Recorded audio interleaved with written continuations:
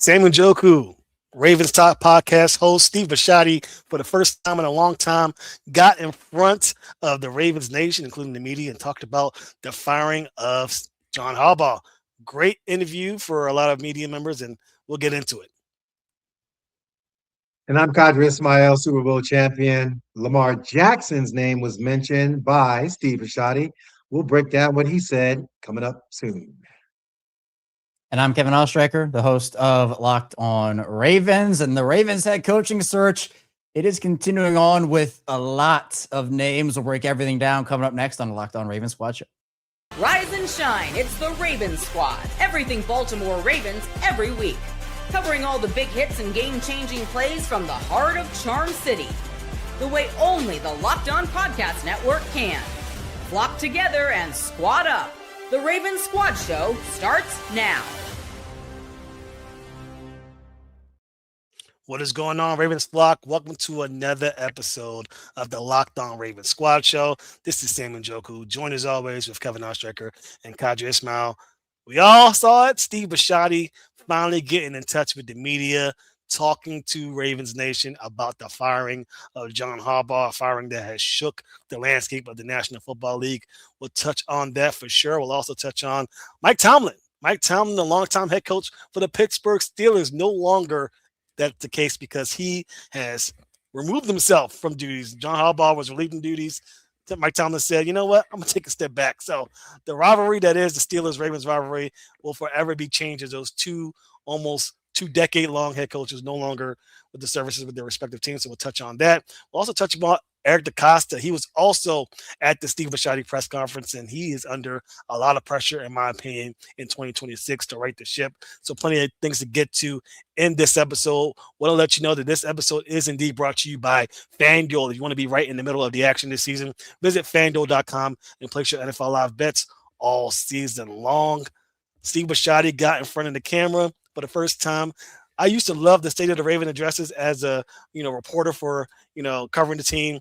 Got a chance to talk to the owner. Took a step back from that, Steve Bisciotti did, but finally got a chance to do so again after the firing of John Harbaugh. I mean, there's a lot of tidbits of information that we can get to. But Kevin, after watching that hour-long press conference with Steve Bisciotti, what were your main takeaways from that press conference? Just honesty and accountability and realness. I called it on, I think I said this with you this morning, Q, it was a Todd, or maybe I said it in my instant reaction. It was a Todd Monken press conference on steroids. that is how real Steve Bisciotti was during his interview, and had multiple almost savage remarks, is what we talked about this morning on his show. And I'm telling you, when someone pulls out the "our dear friend" line, that man means business. That person means business. And Steve Bisciotti.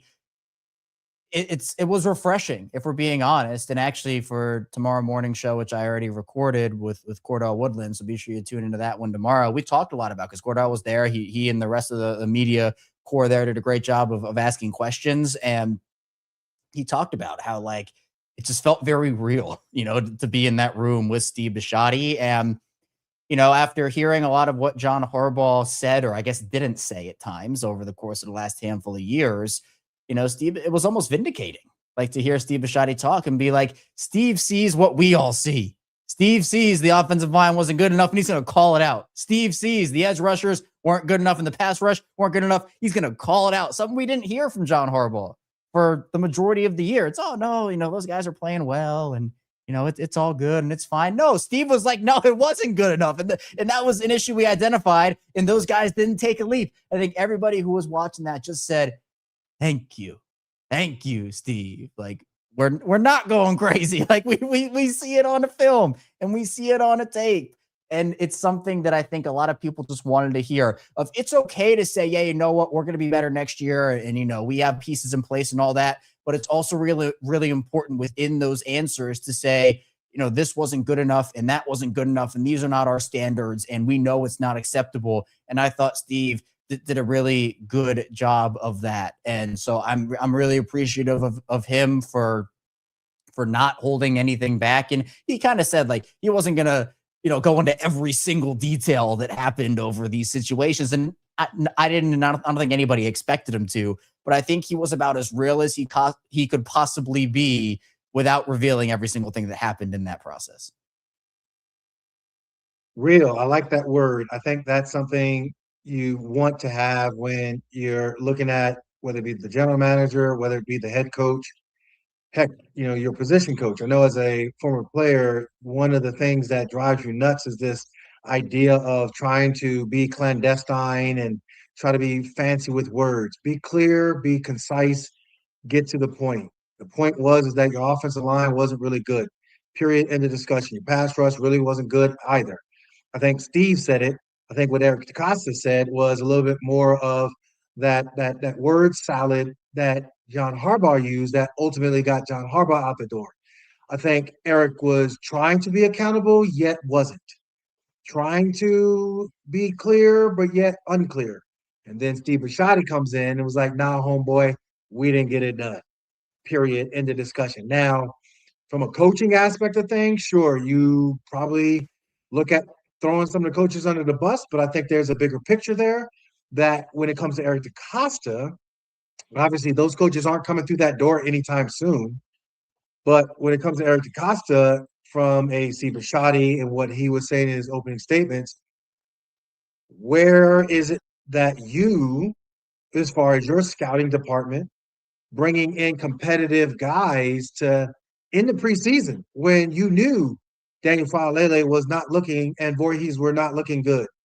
You should have brought in some competitiveness into the mix early on, yet you did not. So I think from an accountability standpoint, don't color it up by saying, well, our rushing, what did he say? Something along the lines of we're like one of the top rushing teams. I think if you look at that or something along those lines was his words. Well, no, you got to know, number one, you didn't know, and don't use that statistic. And then at the same time, you got to claim your responsibility.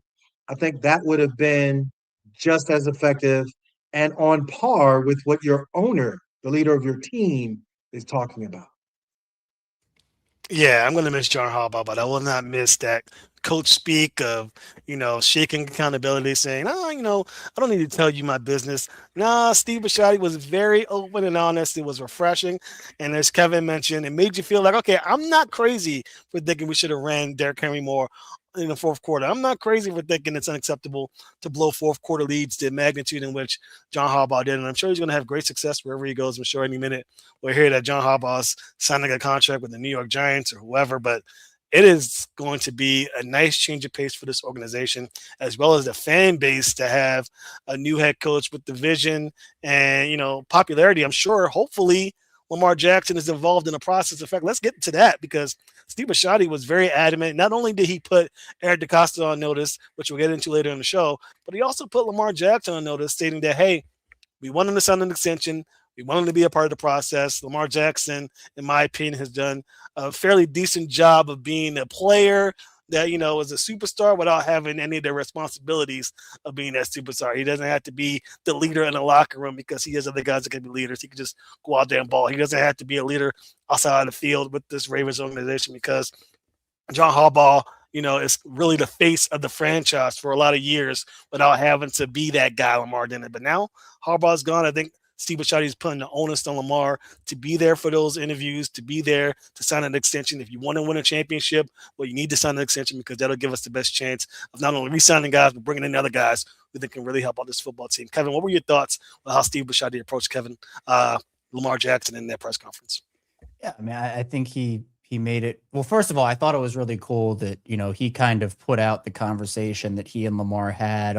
To me, I mean, maybe this isn't what Steve meant to do, but it was almost like Steve was defending Lamar and that, like, hey, this is how Lamar feels about this. Because there's been a lot of noise about, Lamar's the reason John Harbaugh got fired. And he didn't like Harbaugh. No, he doesn't like Monken. But, Steve Bisciotti was like, hey, Lamar and I had a conversation, and Lamar told me, he's like, I don't know where all this is coming from about Todd Monken and John Harbaugh. And, he did end up saying, like, in that conversation, Lamar told him, like, yeah, we probably need changes, but that's up to you and E, meaning Eric DeCosta.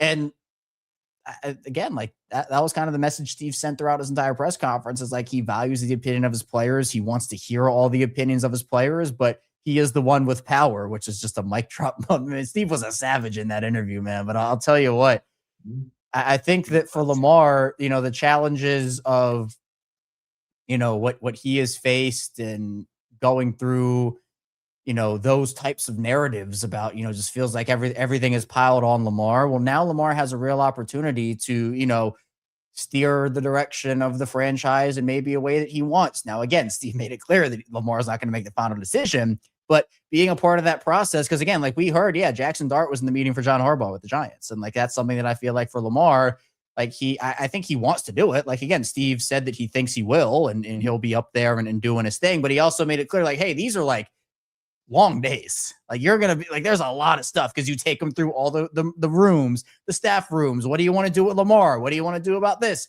And so it's not just like an hour interview. Okay, hey, see you later. It's, you're going through a long, extensive process here.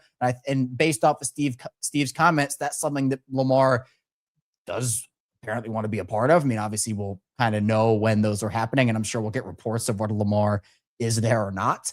But I think that he did it in a way that like did challenge Lamar, but also expressed confidence in him of being like, yeah, this is a guy that I want. We're going to try to do this with his money. Again, he was putting out like salary cap info during this thing, like all this inside information, but making it clear that, yeah, look, Lamar's a guy that I want to be my quarterback.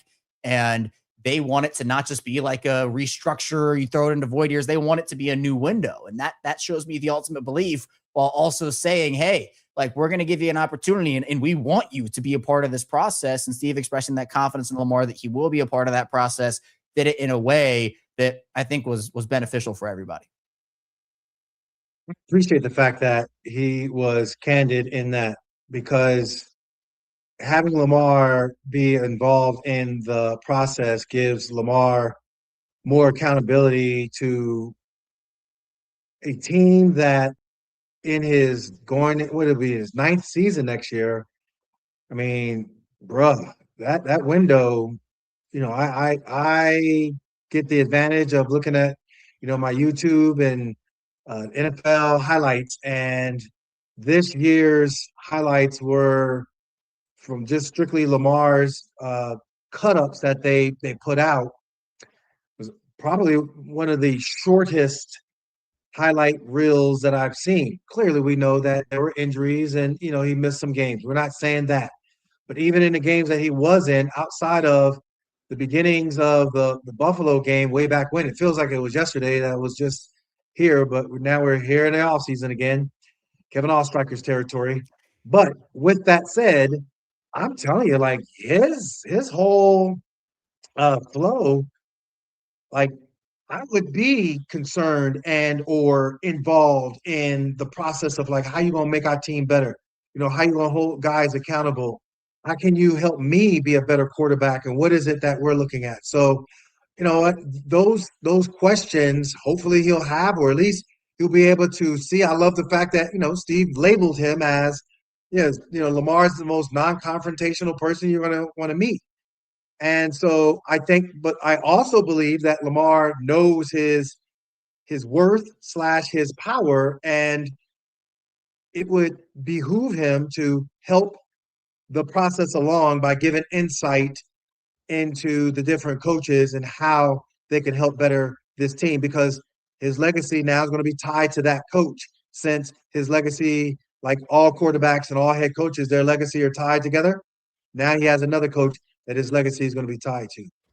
For sure. He has a decision to make. I mean, obviously, Kevin, as you mentioned, this decision does not belong to Lamar Jackson, but he has some say in it. And Steve Bisciotti straight up said it. Yes, Lamar Jackson definitely has some say in the matter. Obviously, he doesn't hold the power to make the decision. That's the owners to make alone, but he wants input from all those players, and I don't think there's a player on this roster more important than Lamar Jackson. And if this quarterback head coach tandem that works well enough to get to the postseason and enough to win it, and John Harbaugh and Lamar Jackson, if you can elevate that and get a guy, we'll talk about some guys that could possibly be here, but get a guy to partner up with Lamar Jackson, then you got yourself a chance. But in my opinion, like you mentioned, Q, you got to be there. You got to be there to go through the process and find out exactly who you want to be your head coach. We're going to talk more about this Steve Bisciotti interview. We can actually talk about this for the entire show. There were so many nuggets and bits of information to touch on, but we'll have another segment to talk about Steve Bisciotti and what he is up to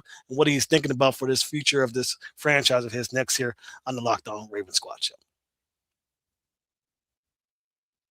Hey, it's Matt Derry from the Locked On Lions podcast. The people I love depend on me. If I'm gone, the financial responsibilities don't disappear. I didn't want my family figuring things out during the hardest moment of their lives.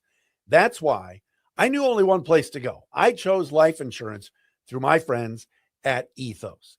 Ethos makes getting life insurance fast and easy, 100% online. You can get a quote in seconds, apply in minutes, and get same-day coverage. There's no medical exam. You just answer a few simple health questions. You can get up to $3 million in coverage.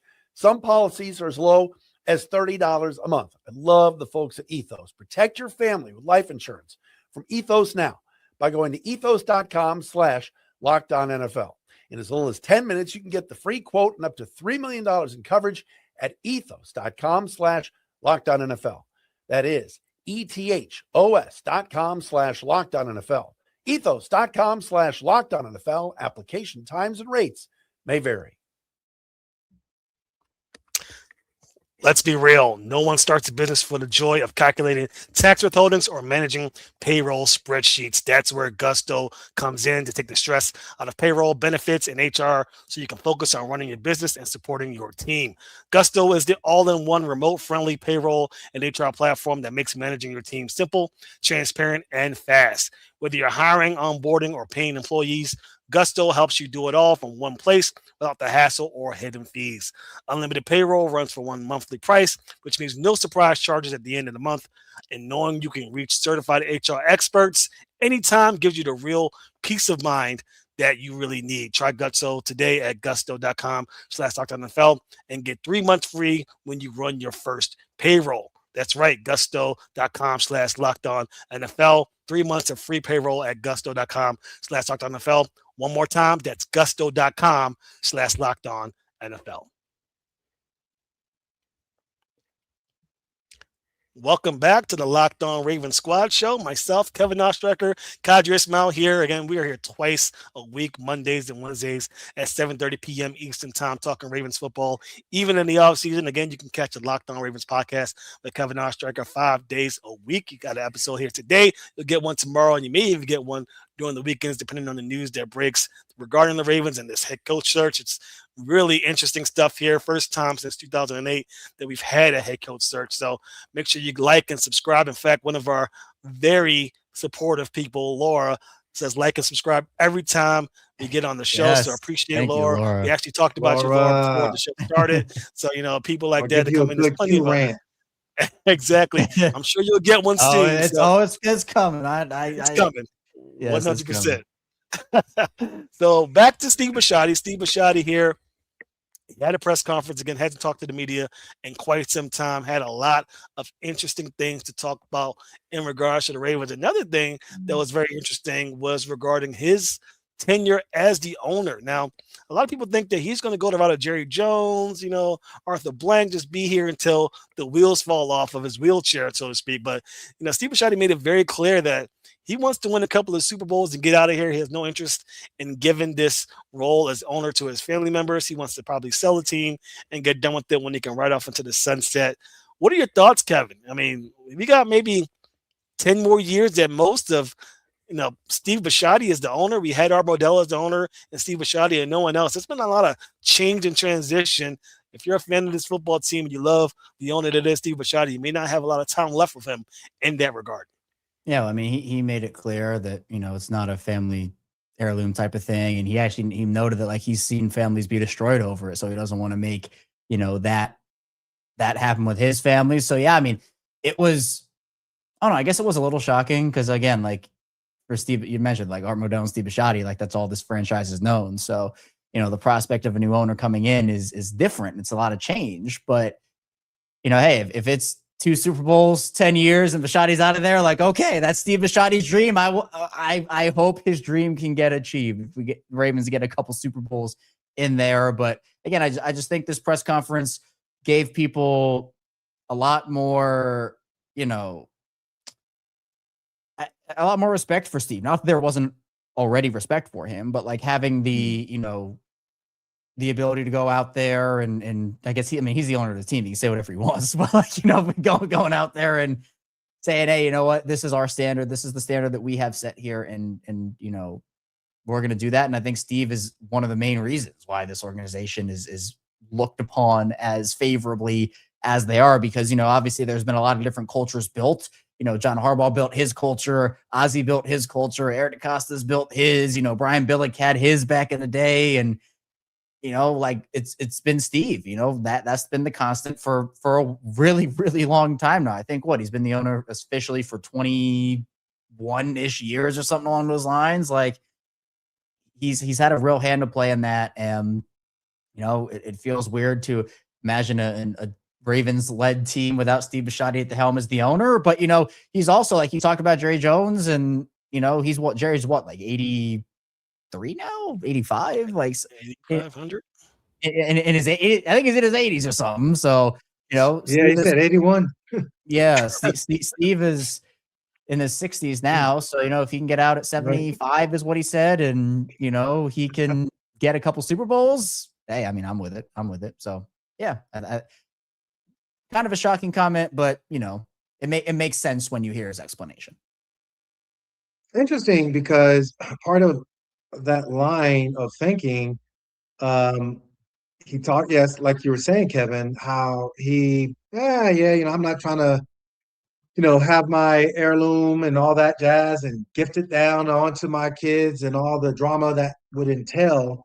So clearly other families must have told him / his people. And I think it also is interesting how he's saying with his wife, she seemed to have made a big influence on him to kind of like, hey, don't be so workaholic. Like, we're gonna do this. We're gonna enjoy our lives as we step back and allow others to increase in their particular roles in whatever we've done. And I think he's, you could just see the way he even talking about even the Zoom. We got, wait a minute, if I do one Zoom, I can do all these Zooms. Oh no, I'm not gonna do any of them. I'm like, man, this dude is just straight living a life. And I think that, he went from big brother to Unc to OG. Now homeboy just straight up sitting on the yacht like, yo, what you want? I don't know what you want. I don't know. I'm thinking we need to go fishing. Anybody want some tuna? Let's go get some fresh caught tuna. So then, he's just straight chilling. Hey, so we're going to go up to the Ravens game. Okay. I'll get the plane ready. Get the bags packed. We're going on a plane ride. My plane, not yours, mine. Mm-hmm. So he's just straight OG in it. He don't care. And he's like, Lamar, hey, bro, you want a new head coach? Go to the meetings. And then when you go to the meeting, I'll let you use my plane. Not yours, but mine. Because I want your opinion, but you have no power. Okay? Okay. Let's continue. That's crazy. I mean, very accurate though. He is chilling. I told fans this before the press conference. He's in his 60s. He's a billionaire. He's living a lap of luxury. He doesn't really want to have to work as hard as you need to do to be, again, he mentioned a Hall of Fame owner, guys like Jerry Jones who are active. I mean, do I think Bisciotti deserves to be in the Hall of Fame? I think he does, because I think he's just he does the role the right way without having to be too involved. And he's created this system in place where you can count on guys like Ozzie Newsome, who's no longer the GM, but still obviously heavily involved in Eric DeCosta, and Sashi Brown, who's recently stepped into the role as president. So I think he's been fantastic. And, this is going to be one of those cases where you better not just sell your team. You better interview the owner. I mean, we're going to be taking the responsibility of being fans of the owner of this football team. So I hope he interviews whoever comes in as much as he is this head coaching search, which has been very extensive. Speaking of, let's talk about it. We still don't have a head coach here in Baltimore. The search continues. And another interesting nugget from the interview is what we would deem as a respectable hire for this football team. Now, if 2008 was an indication, the Ravens are going to search for the young up-and-coming guy. John Harbaugh probably doesn't even fit the bill as what other teams have done in the past, hiring the whiz kid defense coordinator like a Mike McDonald, or the whiz offensive coordinator like a Sean McVay or a Mike McDaniel. With John Harbaugh, he was just a defensive backs coach for a year. Previous to that, a special teams guy. So they talked about it. Steve Bisciotti said that the person that comes in to be the head coach could be somebody who's failed in a previous stint, someone who had an opportunity to be a head coach after being a top pick as an OC or DC and just got a bad situation with a bad QB, bad owner, bad team, what have you. So he will hope that the fans aren't vilifying him for choosing a guy who had a failure as a head coach in the past, because he's going to come into a much different situation here in Baltimore. Q, if you were a player, for one, give me your thoughts on what you think about this. And two, as a former player, would you rather have the OG head coach with previous experience who unfortunately didn't do well his first stint, or would you rather have the young up and coming, specialist as an offensive player or defensive player to come in and kind of inject some youth and some enthusiasm to your football team? Yeah, I like what Steve was thinking and saying, because if you see the broadness of the picture, it is, I have a team and an organization and a blueprint of winning that is known throughout the league. I have a team that we need to fix some of the things on the roster, but something that these other coaches don't have, which is a franchise quarterback. And so not only a franchise quarterback, but a top 5 quarterback. And so with that, we can win now.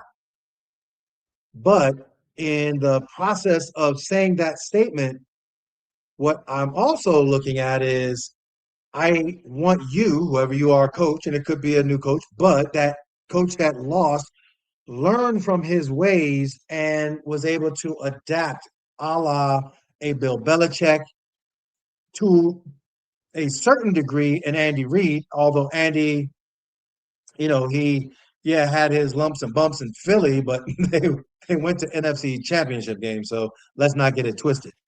But like Bill Belichick, he got ran out of town in Cleveland. No Kevin Stefanski.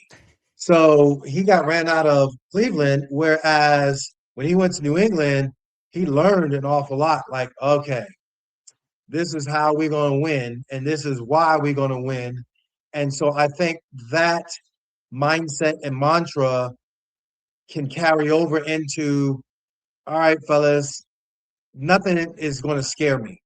I have already been in the fire and I didn't get burned. So we're going to go through this, and it's going to be the refiner's fire, and all the impurities are going to come to the top.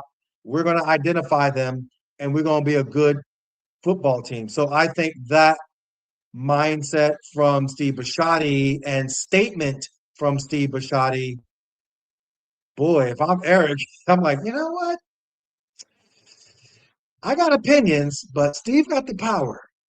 And he just fired this other dude that I could have used as a scapegoat. Now I don't have nobody as a scapegoat. I better listen to him. Huh. So if it ain't Anthony Weaver, then it better sure well be somebody who that Robert Saleh, Jim Schwartz, a guy that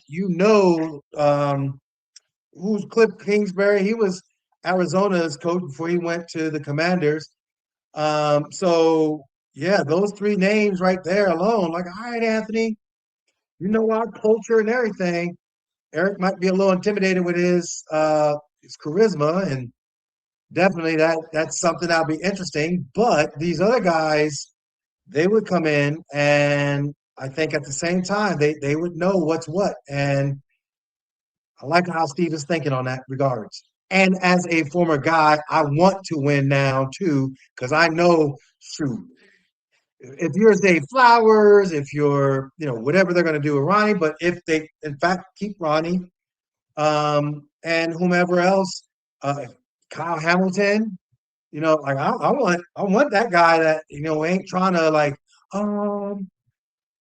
okay, we're going to go to Pittsburgh.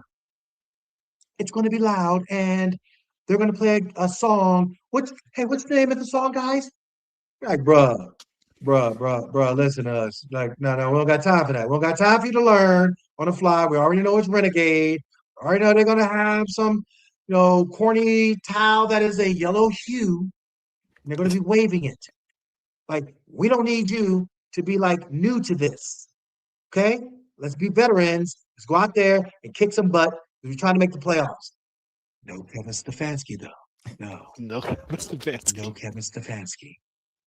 Man, what about Kevin Oestreicher? Is that better than Kevin Stefanski? Can I? Yeah. Yes. Yeah. I co-sign Kevin Oestreicher. All right. Good. Kevin Oestreicher can lead the entire Ravens. He'll be the title VP of marketing and social media content. Well, Ooh, I like that. All right. Fine. You know what? All right. I'll / head coach, but I'll take that too. So we'll. Yeah. You get paid more doing the VP of all social media and content, and you don't have to worry about people who are bigger than you and they lose and they get grumpy. You're not even worried about that. Then the fan base, as long as you have good content out there, they're not going to bother you either. But if you're the head coach, you got to stand out in the heat. And standing as opposed to just running around, that would be terrible for your skin. Okay? Well, actually, what I've always kind of joked about is I think that they should honestly hire the three of us to be the head coach, but we will stream the game live here and we will leave it up to the chat what plays we call. And we'll put a poll out on every single play and say what should we run, and then the chat will decide what play. Is Derrick Henry getting a ball? Is Zay going to come off the field? That. Well, the only. I mean, who are we? Who's our betting partner? FanDuel. Okay, FanDuel. I think we would run into some trouble with the FBI, the NFL, and FanDuel be like, yeah, you guys are making us money, but fans are loving your site a little bit too much. We wouldn't be doing all that. We wouldn't be doing all that. It'd just be a poll. And actually, I think there was a league that tried to do this years ago, and it didn't end up working. So we'd have to. The XFL. That was the Arena League too. Also tried that, and yeah. But long story short, I agree where I think experience would be really good. I'm not opposed to a younger coach like a Kubiak or a Minter coming in, but you'd have to sell it to the guys, like you were saying, Q, of like, can this guy be the guy that can lead our team? And actually, if you want the hottest of hot takes here for like a coach, and it wouldn't be my choice, but I just have a weird feeling about it. It's just like an instinct. I don't know why. Let's hear it. I feel like Davis Webb has a better shot at this than some people think. Ooh, and that would not be my choice. I think Davis Webb is a very talented football mind, but he's 30. Can you sell that to the guys? That'd be the question. But I just have a weird feeling. I don't know what it is. I'm not saying I've heard anything, as I haven't, but I just have a weird feeling that Davis Webb might have a shot. Now, again, I prefer Flores or a Sala or a Kubiak or a Minter, one of those names, but I feel like there's one of those coaches that's about to come out of left field in these final interviews that happen, like those finalists. And I don't know. I feel like Davis Webb would maybe be that guy. You never know. I could see it. I think, but to Q's point, a guy like Anthony Weaver, been here, knows the system, a defensive mind. I think one of the reasons, honestly, why Anthony Weaver wasn't DC instead of Zachary Orr is because Harbaugh knew that Anthony Weaver didn't have long as a DC, and someone was going to poach him to be their head coach sooner rather than later. I mean, I heard that he had head coach written all over him, and I'm not sure if that's the reason, but I'm just saying it would make a lot of sense for John Harbaugh to use that as an excuse to pick Zachary Orr over Anthony Weaver. And now Weaver's a hot commodity potential head coach. We'll see if that happens. When we come back, we'll touch on another coach leaving, not John Harbaugh leaving the Ravens, Mike Tomlin leaving the Pittsburgh Steelers. And if you're wondering why we're talking about that on the Locked On Ravens Squad show, well, you want to tune in to find out. We'll be back here next on the Locked On Ravens Squad show.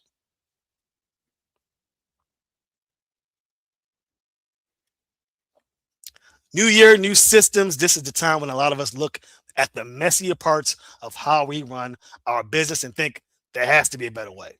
And there is. Streamlining your communications is one of the quickest upgrades you can make. That's why today's episode is brought to you by Quo.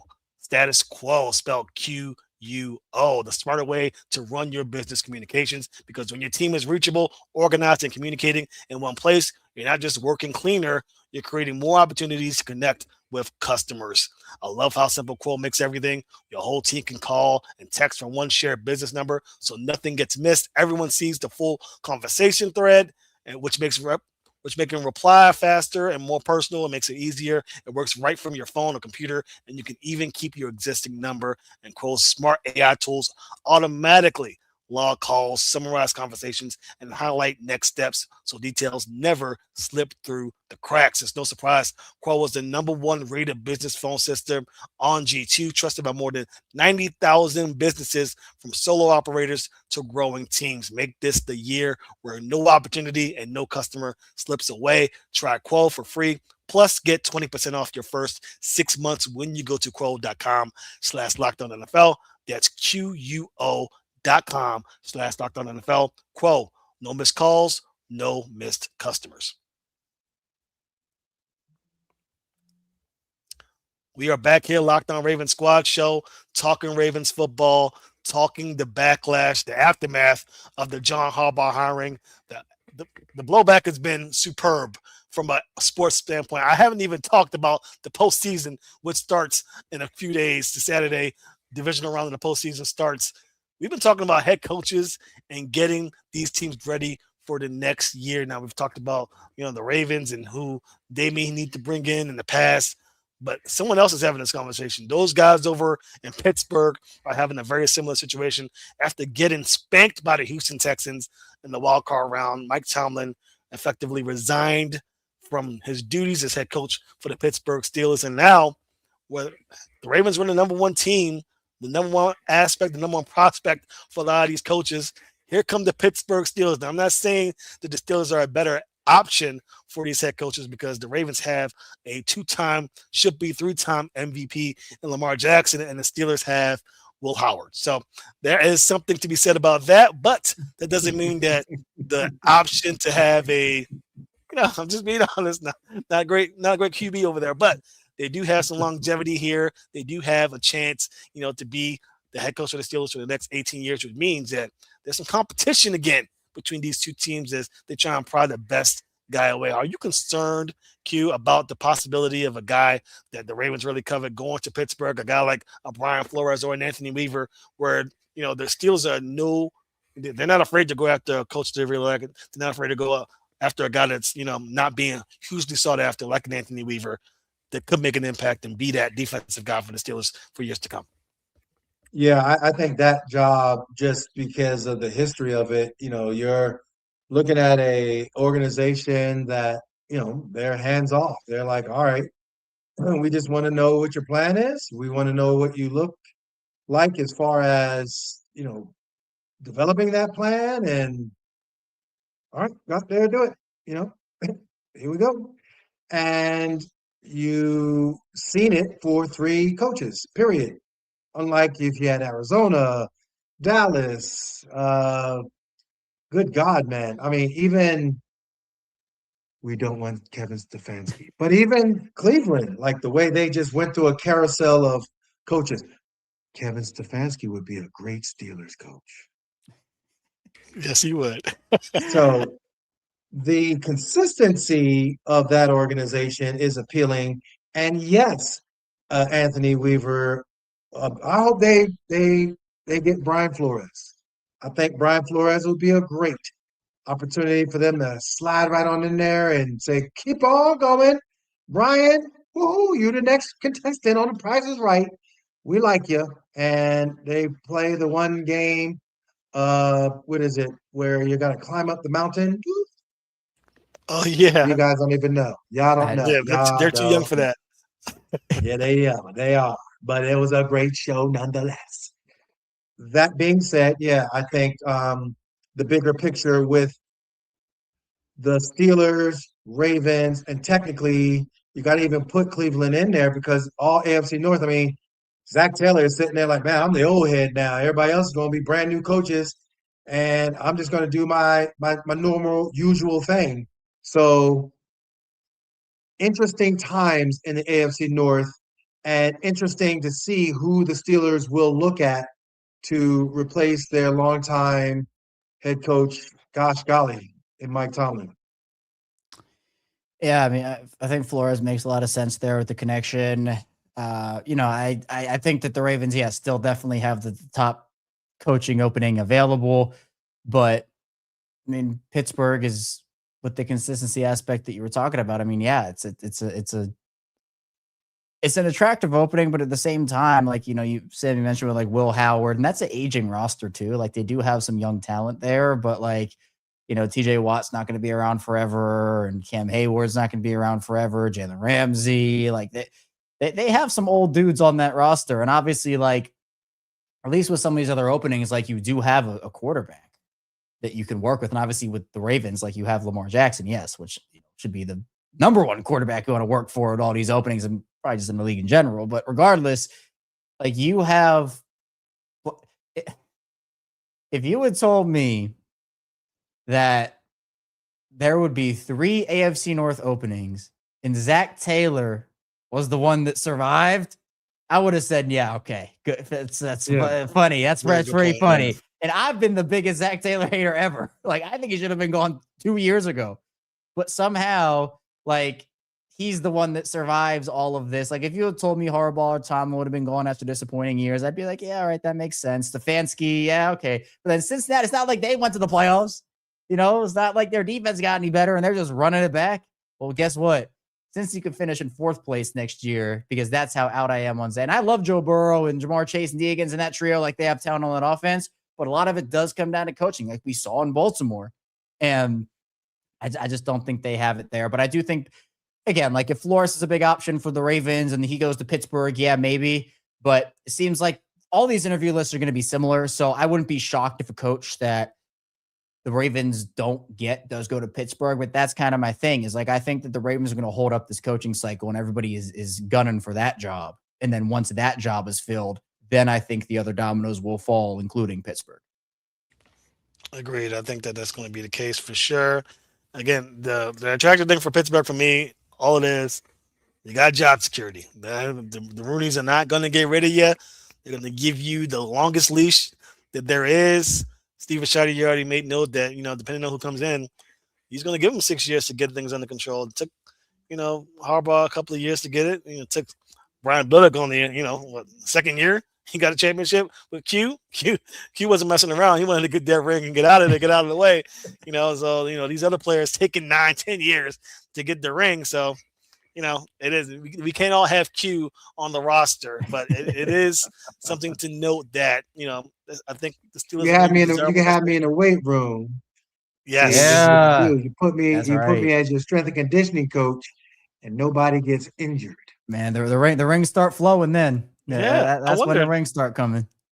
Healthy team, you can't deny it when you got a healthy team. Come on now. Exactly. Let's start a new protest or a new program to get Q in there, because man, I'm done with the injuries. I'm sure you guys can attest to that with Lamar Jackson being injured yet again. We'll see. Steve Loop, I see you here, Flock Squad. Appreciate you for coming in, and that invitation still stands. Get your boy Tyler Loop in here. Tell him to bring out, and we'll make sure that Nick is here as well if we need to get you guys on here. But I appreciate you for joining the show as you talk about this. We're going to take one more break, and when we come back, we're going to talk about Eric DeCosta, because Steve Bisciotti was not alone during that press conference. Eric DeCosta was by his side. Steve Bisciotti fielded a lot of questions about what Eric DeCosta did in this season as far as, helping with the trenches or even things outside of that. But I think Eric DeCosta is under a little bit of pressure to right the ship here. He's going to be given an opportunity, but will he make the most of it? We'll talk about it here next on the Locked On Ravens Squad Show. As the new year gets going, a lot of people are trying to find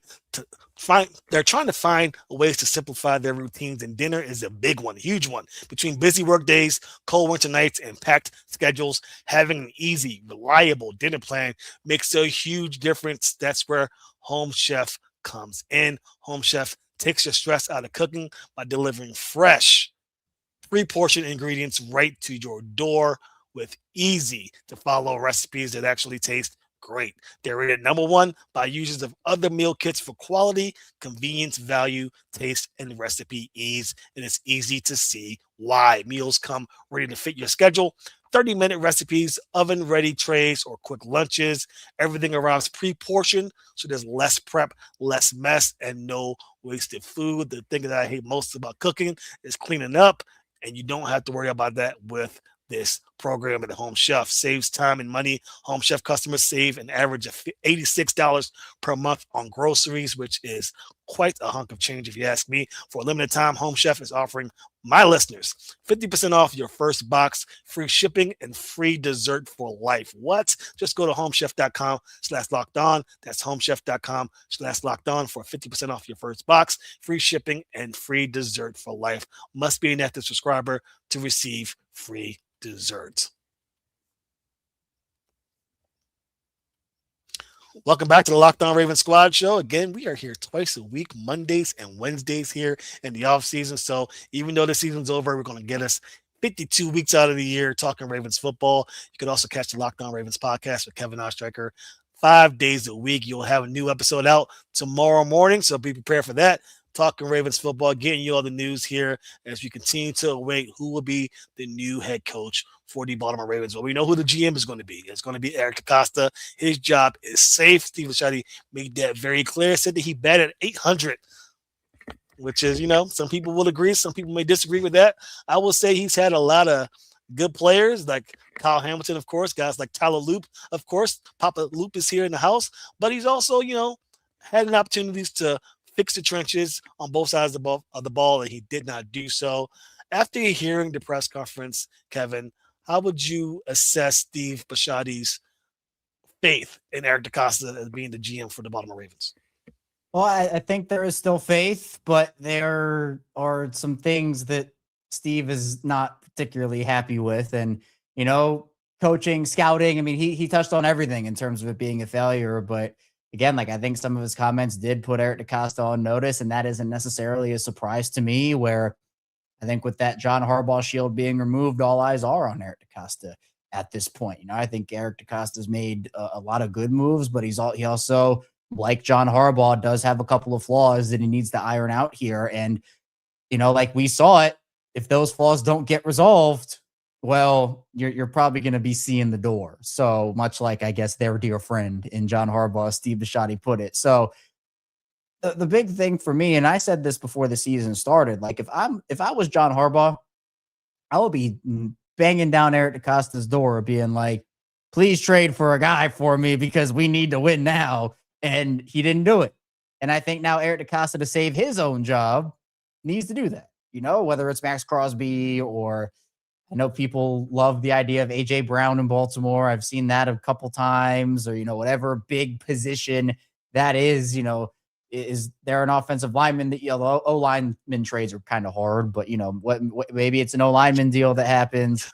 You need to make a move or two like that. And again, he made it clear that, he still feels like you're building through the draft, which I am fine with, as long as it's not what it's been the past couple of years, where they need to trade some of these picks, whether it's just consolidating them into higher draft picks, because I called it the second that draft ended last year that they were not going to keep 11 draft picks on their roster. And they didn't. They kept 8, I believe, because Dellinger was cut, and then the 2 corners went on IR with injuries. Got to say it right. One on IR with injuries. So again, we don't know whether either of those guys would have made the roster outright, but whether they were going to make it or someone else who did make the roster wasn't. Like maybe Keon Martin doesn't make the roster if, Robert Longerbeam, makes the roster somehow. So for the Ravens, yes, I've graduated from the Comp Pick Academy and I've shredded up my degree because I no longer want the comp picks.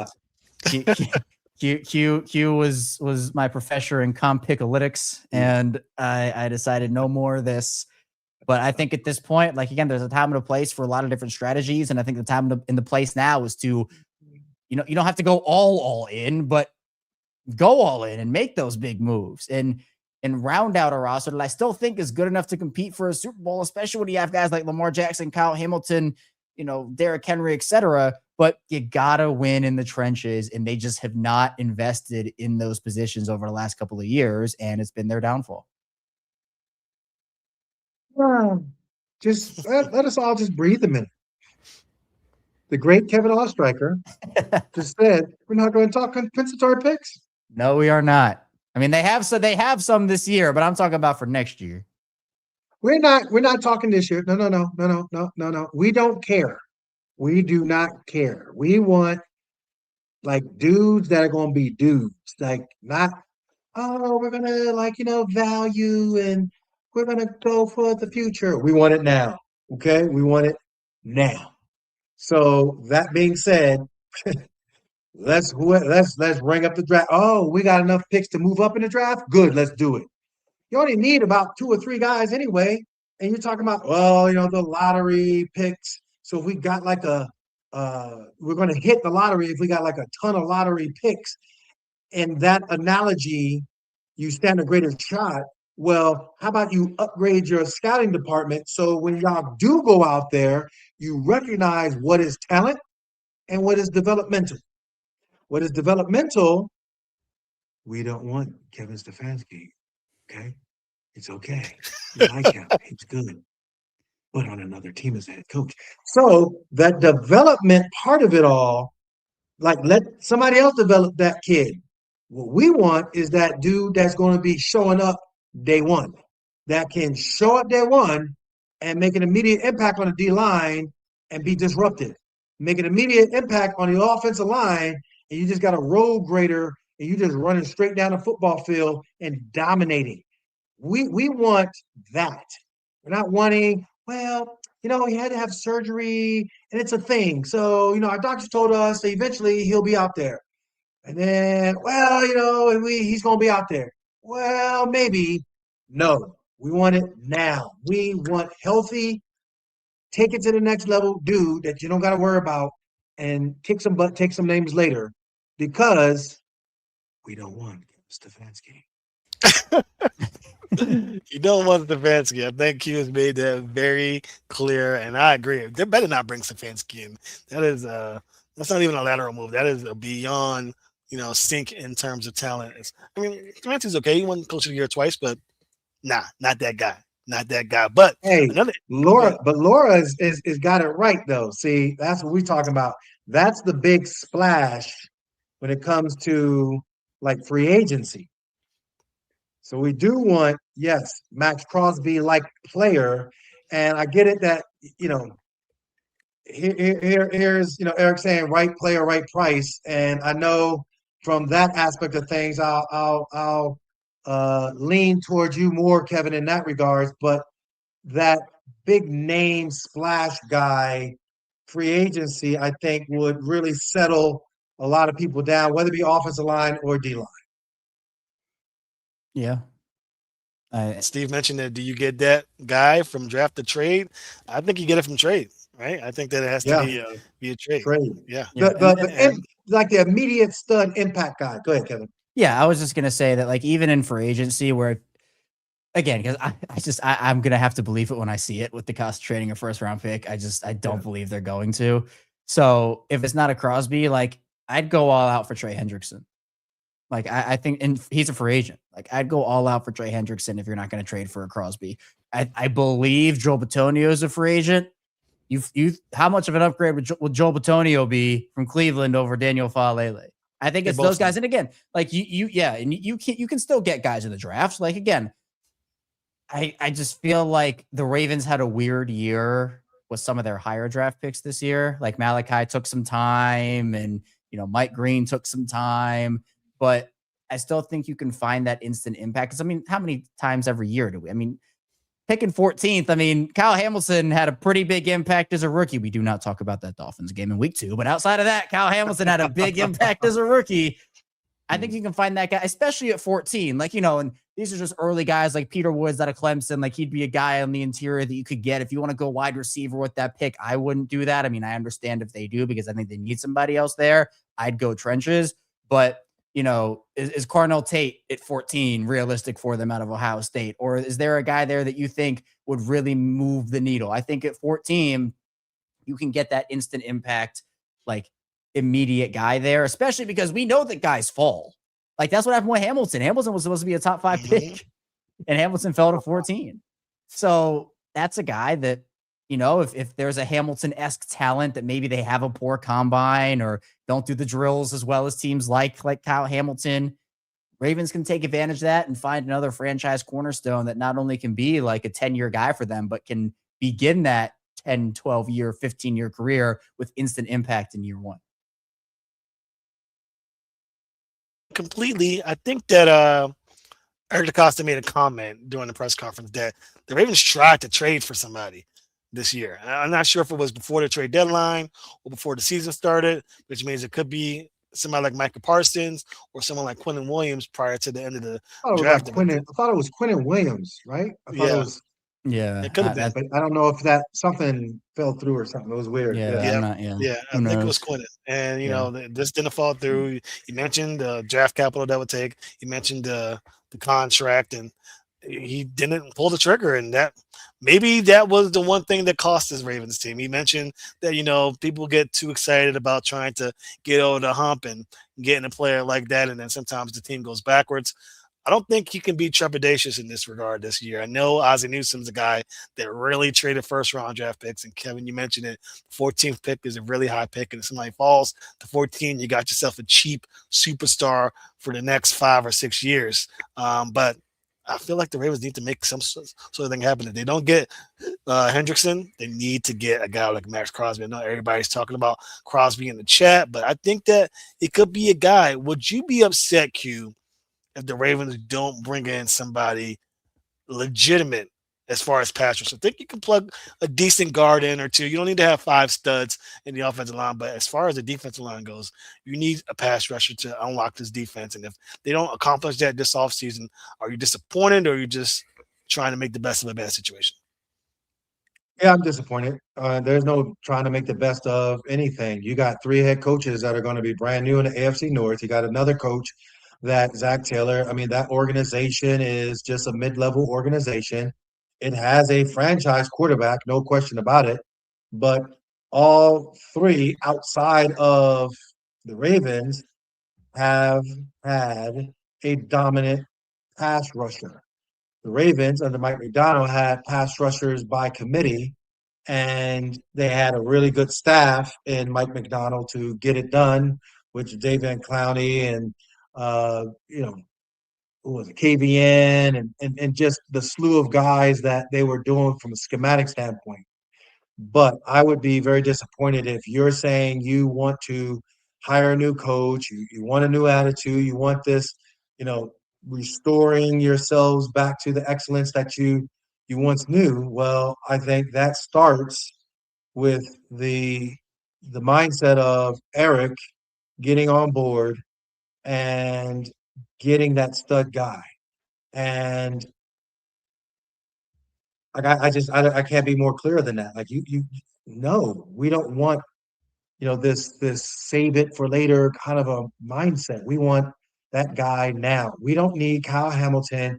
One of the things that you looked at in the game against the Steelers is once Kyle went out, like everything just went down.